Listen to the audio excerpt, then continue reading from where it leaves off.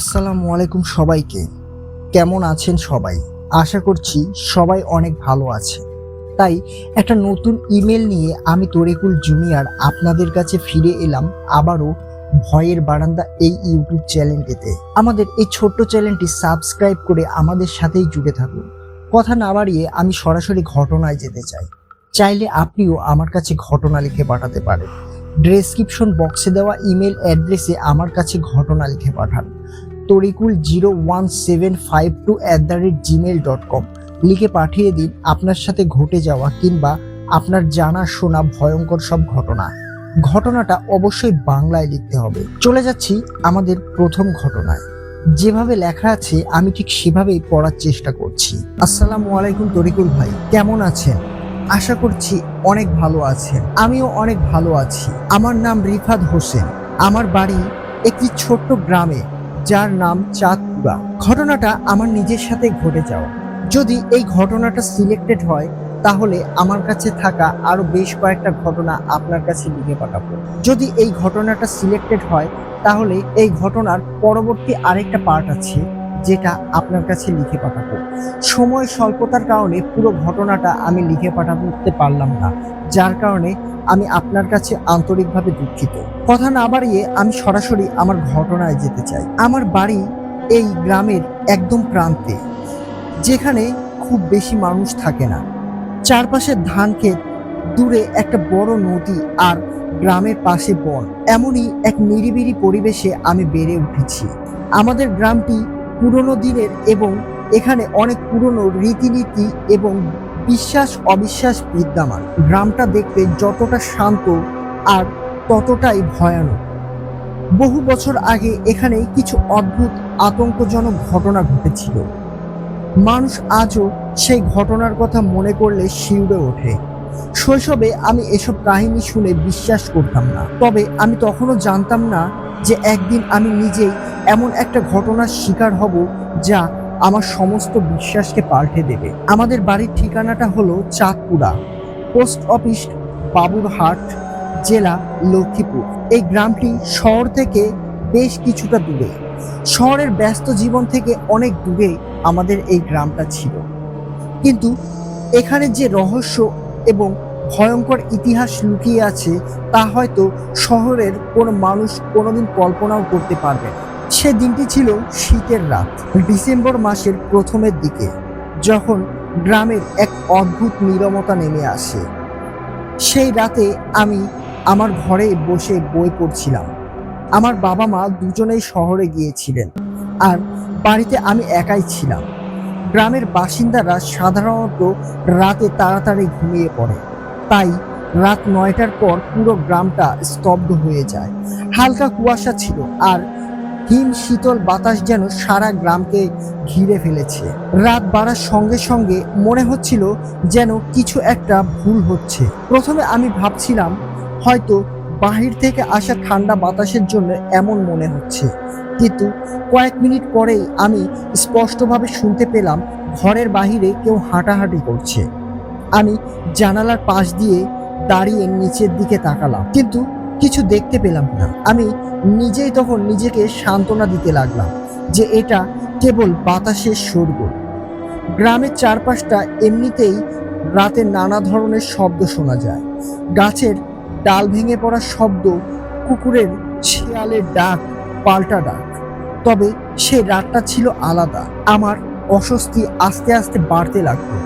একা একা বাড়িতে থাকতে একটু একটু ভয়ও হতে লাগলো, কিন্তু আমি নিজেকে শান্ত রাখার চেষ্টা করছিলাম। হঠাৎ করেই ঘরের দরজাটার বাহিরে খটখট একটা শব্দ শুনতে পেলাম। কেউ যেন খুব আস্তে আস্তে দরজায় আঘাত করছে। আমি প্রথমে ভাবলাম হয়তো গ্রামের কেউ ভুল করে এসেছে।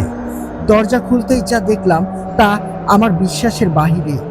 একজন বৃদ্ধা মহিলা, তার পরনে ছিল সাদা একটা শাড়ি, যেটা কোনো অবস্থাতেই আমার কাছে স্বাভাবিক লাগছিল না, আর শরীরটা যেন ঠান্ডায় জমে গেল।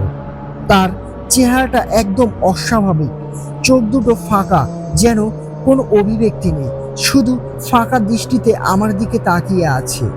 আমি তাকে জিজ্ঞাসা করলাম, কি চাই? তিনি আমার কোনো কথার উত্তর দিলেন না। শুধু এক হাতে আমাকে ইশারা করে ইঙ্গিত দিলেন আমি যেন তার পেছনে পেছনে আসি। প্রথমে একটু ভয় পেলে কিছুটা কৌতূহল হলাম, তাকে অনুসরণ করতে শুরু করলাম, যেন তিনি আমাকে কোনো এক মন্ত্র বলে তার পেছনে পেছনে নিয়ে যাচ্ছে। তিনি ধীরে ধীরে আমাকে নিয়ে আমাদের বাড়ির পেছনের দিকে গেলেন। আমাদের বাড়ির পেছনে ছোট্ট একটা পুকুর আছে। পুকুরের পাশেই পুরনো একটা বট গাছ, যার নিচে পুরনো অনেক সমাধি আছে। হঠাৎ করেই সেই বৃদ্ধা মহিলাটা এক ঝটকায় অদৃশ্য হয়ে গেল। আমি হতভম্ব হয়ে চারপাশে তাকালাম, কিন্তু কেউ নেই। আমি দ্রুত বাড়িতে ফিরতে চেষ্টা করলাম। যখন আমি বাড়ির ঘরের দিকে পা বাড়ালাম, তখনই আমার সামনে এক অদ্ভুত ঘটনা ঘটে গেল, যার জন্য আমি মোটেও প্রস্তুত ছিলাম না। চাঁদনি রাতের আলোতে নিজেই নিজের ছায়া দেখতে পাচ্ছিলাম, কিন্তু সেই ছায়াটা অস্বাভাবিকভাবে বড় হয়ে যাচ্ছে। চারপাশের বাতাস আরো ভারী হয়ে এলো এবং মনে হলো যেন আমি কোনো এক অদৃশ্য জালে আটকে গেছি। আমার সামনে ক্রমশই সেই ছায়াটা বড় হতে হতে একটা ভয়ানক দানবের রূপ নিয়ে নিল, যেটা আমি কল্পনাও করতে পারিনি। এটা দেখে আমার পুরো শরীর কাঁপতে লাগলো, আর মনে হলো কেউ যেন আমাকে পেছন থেকে ডাকছে। আর সেই ডাকটা এতটাই মৃদু ছিল যে আমার মনে হচ্ছিল অনেক দূর থেকে এই ডাকটা আমার কানে এসে পৌঁছাচ্ছে।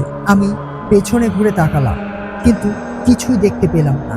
কেবল সেই পুরনো বটগাছটা কুয়াশার আচ্ছন্ন দাঁড়িয়েছিল। মনে হচ্ছিল যেন সেই গাছটার ভেতরে কেউ বা কিছু লুকিয়ে আমাকে এক নজরে দেখছে। আমি কোনোভাবে নিজেকে সামলিয়ে ওই ছায়াটা অতিক্রম করে আমার ঘরে ফিরে আসলাম এবং দরজাটা সাথে সাথে বন্ধ করে দিলাম। ভেতরে ঢুকে মনে হলো বাড়ির ভেতরের পরিবেশটাও যেন পাল্টে গিয়েছে। বাতাসের শীতলতা আরো গাঢ় হয়ে উঠেছে। ঘরের ভেতর থেকে এক অদ্ভুত গন্ধ আসছিল, যেটা মনে হচ্ছিল যেন কোথাও কিছু পচে পড়ে আছে। আমি যখন ঘরে ঢুকে দরজাটা বন্ধ করে দিলাম, ঠিক তখনই একটা অদ্ভুত অনুভূতি মনে হচ্ছিল ঘরের ভেতরে কেউ আমার সঙ্গে আছে।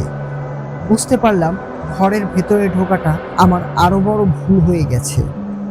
আমার স্পন্দন দ্রুত হচ্ছিল এবং শরীর ঘামে ভিজে যাচ্ছিল, কিন্তু চারপাশটা তীব্র শীত। আমার ঘরের প্রতিটি আসবাবপত্রের দিকে তাকাতে লাগলাম। কিছু অস্বাভাবিক মনে হলো না, কিন্তু হঠাৎ করেই ঘরের আয়নাটা নড়ে উঠল। আয়নাটা আমার বিছানার পাশে রাখা ছিল এবং আমার স্পষ্ট মনে আছে তাতে আমি কোনো স্পর্শ করিনি। আয়নায় কিছু একটা দেখা গেল। প্রথমে মনে হলো এটা আমার প্রতিচ্ছবি, কিন্তু একটু ভালো করে তাকাতে বুঝতে পারলাম এটা আমি নই।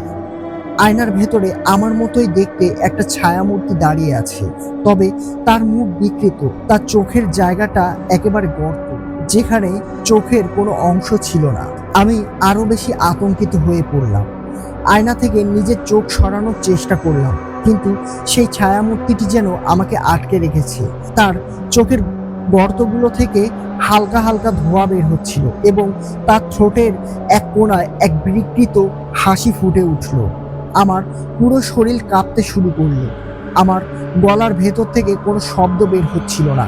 হঠাৎ করেই আয়নাটি প্রচণ্ড শব্দে ফেটে গেল, আর আমি আতঙ্কে ঘরের এক কোণায় দাঁড়িয়ে পড়লাম। নিঃশ্বাস নিতে পারছিলাম না। মনে হচ্ছিল আমার আশপাশের সবকিছু আমাকে গ্রাস করতে চাইছে। ভয়ে আমার হাত পা ঠান্ডা হয়ে গেল। আমার শির দ্বারায় একটা ঠান্ডা শীতল স্রোত বয়ে গেল। আমি আর ঘরে থাকতে পারছিলাম না। কোনো রকমের সাহস করে দরজাটা খুলে ঘরের বাইরে বেরিয়ে এলাম, কিন্তু বাইরে এসে যা দেখলাম তাতে আমার রক্ত আরো জমে গেল। পুরো বাড়িটা যেন অদ্ভুতভাবে বদলে গেছে। বাতিগুলো মিটমিট করে জ্বলছিল এবং এক অদ্ভুত পচা গন্ধ পুরো জায়গাটা ছেয়ে ফেলেছিল। সে মুহূর্তে মনে হলো আমি কোনো দুঃস্বপ্নের ভেতরে ঢুকে গিয়েছি। আমি বাড়ির শেষ প্রান্তের দিকে দৌড়াতে শুরু করলাম, কিন্তু প্রতিটি পদক্ষেপেই যেন চারপাশটা আরো ভয়ঙ্কর হয়ে উঠছিল। বাড়ির দেওয়ালগুলো থেকে রক্তের মতো লাল তরল কিছু গড়িয়ে পড়ছিল এবং আমি তা স্পষ্টভাবে দেখতে পাচ্ছিলাম। কেউ যেন আমার পিছনে ধীরে ধীরে হাঁটছে। ঘুরে তাকাতেই যা দেখলাম, এটা দেখে আমি আরো বেশি ভয় পেয়ে গেলাম। একটা অদ্ভুত প্রাণী আমার পিছু নিয়েছে। প্রাণীটি দেখতে মানুষের মতো, কিন্তু তার শরীরটা ছিল বিকৃত, যেন কোনো একটা পশুর মতো। আমি কোনো পশুর সাথেই সেই প্রাণীটার শরীর মেলাতে পারছিলাম না। তার হাত দুটো অস্বাভাবিকভাবে লম্বা আর চোখের জায়গায় ফাঁকা গর্ত, যেখান থেকে লাল রক্তের মতো কোনো তরল কিছু গড়িয়ে গড়িয়ে নিচের দিকে পড়ছে। আমি কোনো মতে প্রাণে বাঁচার জন্য ছুটে দৌড় শুরু করলাম, কিন্তু বাড়ির মেইন গেটে এসে দেখলাম দরজাটা বন্ধ আর বাইরে থেকে তালা দেওয়া হয়। হঠাৎ একটা ভয়ঙ্কর শব্দে দরজাটা খুলে গেল। দরজাটা খুলতেই আমি ভাবলাম হয়তো আমি বেঁচে গিয়েছি। ঘটনাটা এখানেই শেষ হলে ভালো হতো, কিন্তু এর থেকেও আরো ভয়ঙ্কর কিছু আমার জন্য অপেক্ষা করছিল। এটা আমি কোনো অবস্থাতেই বুঝতে পারিনি। দরজাটা খুলতেই আমি দেখতে পেলাম সামনের দৃশ্যটা অস্বাভাবিকভাবে বদলে গিয়েছে। এটা কোনো অবস্থাতেই আমার গ্রাম ছিল না। দরজার বাইরে ছিল একটা বিশাল গর্ত, যেন পুরো পৃথিবী মাটির নিচে তলিয়ে গিয়েছে। ঘন কালো ধোঁয়ার মতো অদ্ভুত কিছু গর্জন ভেসে আসছিল। সেই গর্তের ভেতরে কোনো ভৌতিক জগৎ ছিল, যেটা স্বাভাবিক পৃথিবীর থেকে আলাদা। আমি দ্রুত পেছনে ফিরে যেতে চাইলাম, কিন্তু পেছনে সেই ছায়ামূর্তিটি দাঁড়িয়ে আছে। তার বিকৃত মুখটা আমার একদম কাছে এসে গেছে। এক মুহূর্তের জন্য মনে হলো আমি আর বাঁচতে পারবো না। তার চোখের গর্ত থেকে বেরিয়ে আসা লাল তরলগুলো মাটিতে চুইয়ে চুইয়ে পড়ছিল। এটা দেখে আমার দেহের প্রতিটি অংশ শীতলতায় ভরে উঠল, আর মনে হলো যেন সমস্ত প্রাণশক্তি চুষে নিচ্ছিল। তখনই একটা অদ্ভুত ব্যাপার ঘটলো। হঠাৎ করেই চারপাশে সবকিছু ঘুরতে লাগলো, যেন পুরো পৃথিবীটা আমার চারপাশে ঘুরছে। সেই বিকৃত ছায়ামূর্তিটি, কালো ধোঁয়া এবং বাহিরের ওই গর্ত সবকিছু একসঙ্গে মিশে গেল। চোখের সামনে কালো আকারের লাল মাটি দেখতে পেলাম, আর আমি এক অদ্ভুত ভিন্ন সময়ে চলে গিয়েছিলাম। এই জায়গাটা যেন পুরো পৃথিবীর বাহিরে ছিল, যেখানে দিনের কোনো আলো নেই, শুধু একটা লাল আভা ছড়িয়ে আছে চারপাশে। মাটির কালো বাতাস, আর বাতাসে ছিল ঘন কালো ধোঁয়া। এখানে কোনো মানুষ ছিল না, শুধু দূর থেকে অদ্ভুত গর্জন শোনা যাচ্ছিল।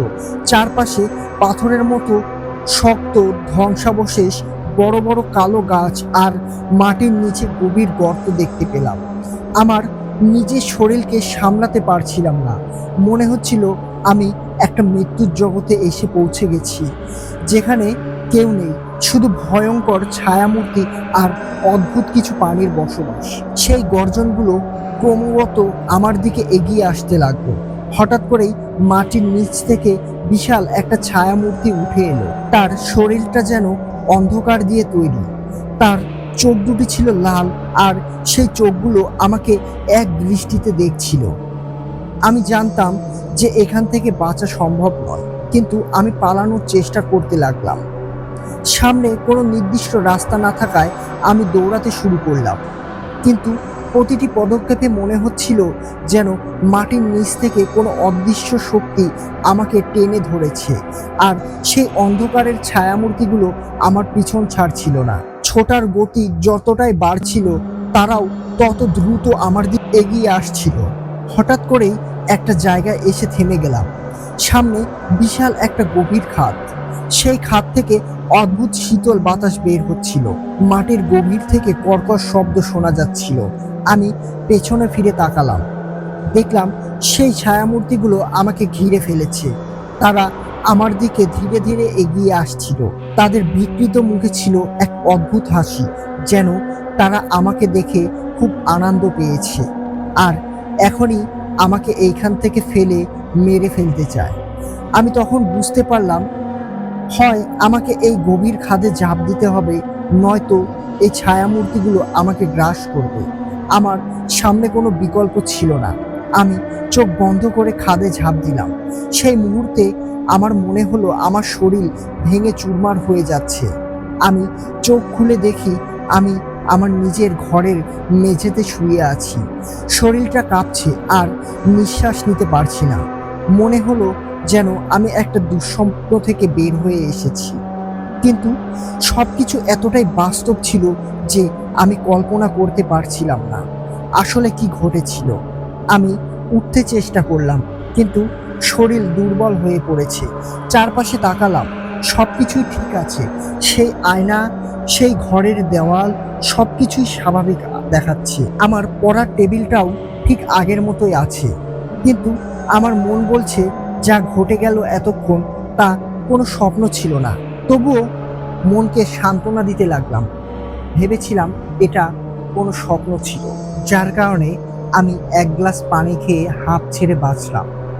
মনে মনে ভাবলাম হয়তো পড়তে পড়তে ঘুমিয়ে গিয়েছিলাম, যার কারণে এতক্ষণ ধরে এসব উল্টোপাল্টা স্বপ্ন দেখছিলাম। আমার ভোরটা যখন কাটলো তখন আমি মেঝে থেকে উঠে এক গ্লাস পানি খেয়ে নিজের বিছানাতে আবার শুয়ে পড়লাম এবং শোয়ার সাথে সাথেই আমি আমার ঘরের দরজায় বাহির থেকে খটখট করে নক করার আওয়াজ পেলাম। ভাবলাম হয়তো কেউ আমার ঘরের দরজার সামনে এসেছে। আমি ঘরের দরজা খুলতেই যা দেখলাম এর জন্য আমি মোটেও প্রস্তুত ছিলাম না। আমি দেখলাম একটু আগে মানে যে বৃদ্ধ মহিলাটাকে আমি দেখেছিলাম ঠিক সেই বৃদ্ধ মহিলাটাই আমার সামনে দাঁড়িয়ে আছে। এটা দেখে আমার আর বুঝতে বাকি রইল না এতক্ষণ যাবৎ আমার সাথে যেই ঘটনাটা ঘটেছে সেটা আসলে বাস্তব ছিল। তখন সে মহিলাটা অদ্ভুত একটা হাসি দিয়ে আমাকে বলল, তুই আজকের মতো বেঁচে গিয়েছিস, কিন্তু মনে রাখিস আমি আবারও তোর কাছে ফিরে আসব। আমি আবারও তোর কাছে ফিরে আসব। এই কথাটা বলেই সে মহিলাটা চোখের সামনে থেকে একেবারে অদৃশ্য হয়ে গেল, যেটা আমি কল্পনাও করতে পেরেছিলাম না। এভাবে আমার চোখের সামনে থেকে কোনো কিছু উধাও হয়ে যাবে এটা আমার জানা শোনার বাহিরে ছিল। আমি অনেক ভয় পেয়ে গেলাম এবং জোরে একটা চিৎকার করে উঠলাম। আমার বাড়ির আশেপাশে 2-3টা বাড়িঘর ছিল। আমার চিৎকার শুনে বাড়ি থেকে কয়েকজন লোক বেরিয়ে এলো আর আমাকে জিজ্ঞাসা করলো কি হয়েছে। তখন তাদেরকে একটু আগে ঘটে যাওয়া পুরো ঘটনাটা আমি শেয়ার করলাম। সেই রাতটাতে আমার সাথে আমার পাশের বাড়ির এক ভাই ছিল, কিন্তু সারা রাত আমার কোনো ঘুম হয়েছিল না। আমি সারা রাতে এই একটাই জিনিস ভাবছিলাম, আমার সাথে এসব কি ঘটে গেল। এভাবেই পুরো রাতটা কাটিয়ে দিলাম। পরের দিন সকালবেলা বাবা মা বাড়িতে এলো। বাড়িতে আসতেই পুরো ঘটনাটা তাদের কাছে আমি বললাম। তারা আমাকে নিয়ে একটা কবিরাজের কাছে গেলেন। আর এই ঘটনার পর থেকে আমার প্রায় 10 দিনের মতো প্রচণ্ড জ্বর ছিল আর আমি বিছানা থেকে উঠতে পারছিলাম না। ঘটনাটা এখানেই শেষ নয়, এরপরে আরো অনেক কিছু ঘটে গিয়েছে, যেটা এই ঘটনাটা সিলেক্টেড হলে আমি পরের সপ্তাহেতে আপনার কাছে লিখে পাঠাবো। ততদিনের জন্য ভালো থাকবেন আর ঘটনাটা সিলেক্টেড হলে আমাকে অবশ্যই জানাবেন। হয়তো খুব ভালো মতো গুছিয়ে লিখতে পারিনি, তবে পরের ঘটনাটা অবশ্যই গুছিয়ে লেখার চেষ্টা করব। আজকের মতো বিদায় নিচ্ছি। আসসালামু আলাইকুম।